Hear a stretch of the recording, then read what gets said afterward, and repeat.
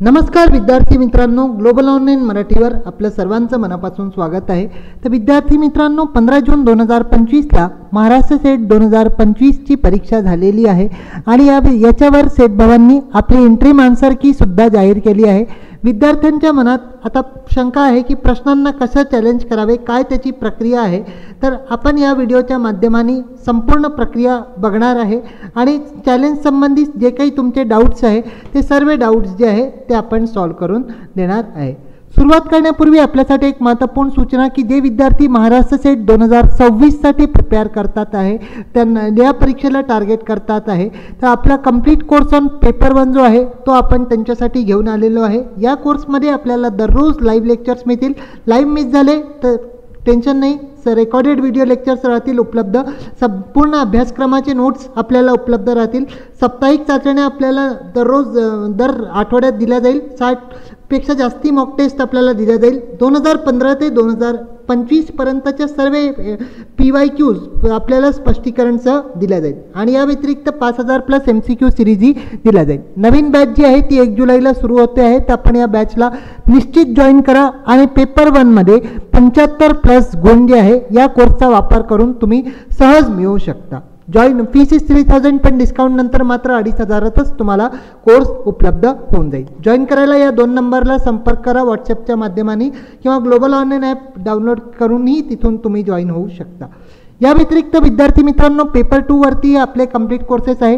जर आपला विषय commerce, management, economics, history, political science, computer science, life science, Marathi किंवा केमिस्ट्री यांच्यापैकी कुठलाही विषय आपला असेल तर आपले पेपर 2चे जे कोर्सेस आहे याच्यातही आपल्याला दररोज लाईव्ह लेक्चर्स मिळतील, रेकॉर्डेड व्हिडिओ लेक्चर्स मिळतील।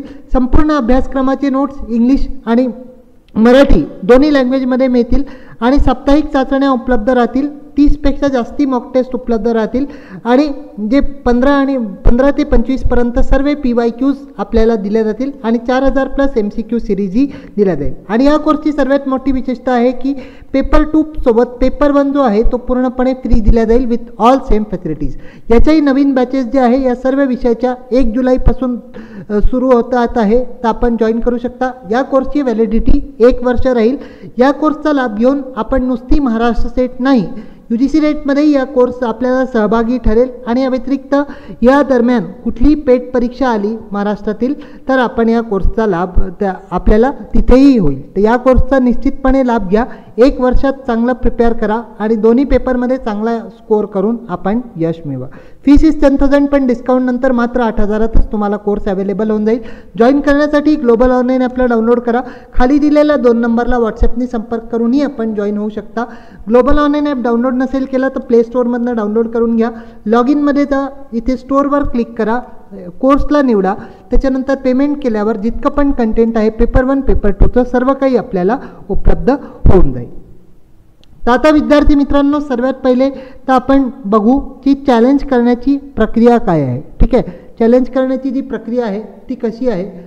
सर्वात पहिले विद्यार्थी मित्रांनो, आपल्याला होम टॅबवर यायचं आहे। सेट भवनच्या ऑफिशियल वेबसाईटवर आपण आलेलो आहे।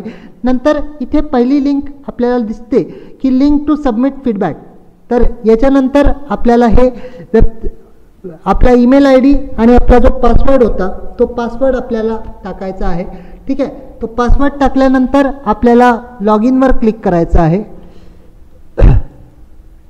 लॉग इनवर जसं आपण क्लिक कराल तर इथे आपल्याला क्रिएट ॲप्लिकेशन म्हणून येईल।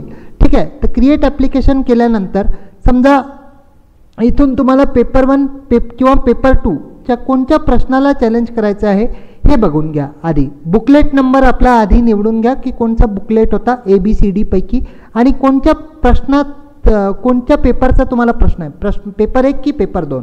त्याच्यानंतर हे सिलेक्ट झालं की कोणत्या नंबरचा प्रश्न तुम्हाला चॅलेंज करायचा आहे हे बघा। ठीक आहे, तर इथे मी सपोज 75 नंबरचा प्रश्न मला चॅलेंज करायचा आहे, तर मी 75 ठेवला। ठीक आहे, यानंतर जे आहे इथे आपल्याला सिलेक्ट करायचं आहे आपला मीडियम। तर इंग्लिश आपण दिला आहे, इथे D आहे। ठीक आहे, आणि आता माझं मत यावर काय आहे, तर माझं मत ते ऑप्शन नंबर C बरोबर आहे। ठीक आहे, तर यानंतर तुम्हाला जे आहे इथे फाईल चूज करायची आहे. ठीक आहे, फाईल जी आहे, जी कोणती PDF फाईल आपल्याकडे असेल ती PDF फाईल आपल्याला सिलेक्ट करून घ्यायची आहे. आता ही PDF फाईल अपलोड केल्यानंतर तुम्हाला इथे सुद्धा त्या प्रश्नाचा रेफरन्स जो आहे तो द्यावा लागेल. रफली मी तुम्हाला इथे देऊन दाखवत आहे, पण तुम्ही तुमच्या प्रश्नात जे आहे योग्य रेफरन्स इथे द्या की कुठून जे आहे आपण हे घेतलेलं आहे. ठीक आहे, याच्या संबंधी तुम्हाला माहिती जी आहे ती या टॅबमध्ये थोडी माहिती जरी लिहिली शॉर्टमध्ये तरी होऊन जातं. मग क्लिक करायचं सबमिट फीडबॅक, मग रेकॉर्ड सबमिटेड सक्सेसफुली म्हणून येईल, त्याला ओके करायचं आणि ओके केल्यानंतर इथे तुम्हाला जे आहे नेक्स्टचा ऑप्शन येईल. नेक्स्टचा ऑप्शन आल्यानंतर आपल्याला जे आहे प्रोसीड टू पेमेंटचा ऑप्शन येईल, तर ते प्रोसीड टू पेमेंट जे आहे आपण हे करू शकता. ओके, पे केल्यानंतर आपल्याला सर्व हे जे आहे आपल्याला अवेलेबल होऊन जाईल. तर अशा पद्धतीने विद्यार्थी मित्रांनो आपण प्रश्नांना चॅलेंज करू शकता. आता प्रश्न येतो की चॅलेंज केल्यानंतर जे काही क्वेश्चन्स असे असतात ज्याचं ऑप्शन सेठ भवांनी तर ए दिलं पण तुम्हाला बी हवं आहे. ठीक आहे, आता हे बी ऑप्शन स्वीकारल्यावर याचे मार्क सर्वांना मिळतील का? ठीक आहे, याचे मार्क सर्वांना मिळतील का?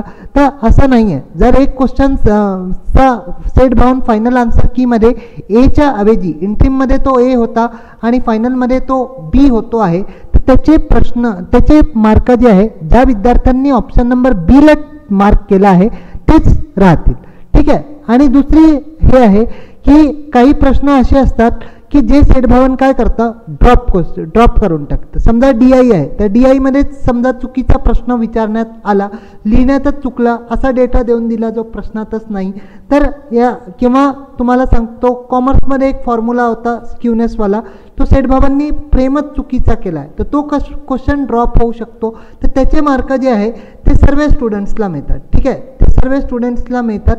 आता जास्तीत जास्त प्रश्न जर चॅलेंज होत असतील आणि सेठ भवन किती चॅलेंजेसला मान्य करेल हे सेठ भवनवर निर्भर करतं. पण फायनल आन्सर की प्रमाणे तुम्हाला जर आपण चॅलेंज करता तर फायनल आन्सर की प्रमाणे आपल्याला स्कोर जो आहे आपला निश्चितच जास्ती दिसेल आणि जे कट ऑफ राहील, कट ऑफवर याचा फारसा परिणाम होत नाही. ठीक आहे, कट ऑफ जे आहे मागील ही प्रश्नांना चॅलेंज केला आहे, पण कट ऑफ वरती चॅलेंजचा काही खास परिणाम होत नाही, तर त्याचं टेन्शन घ्यायचं नाही.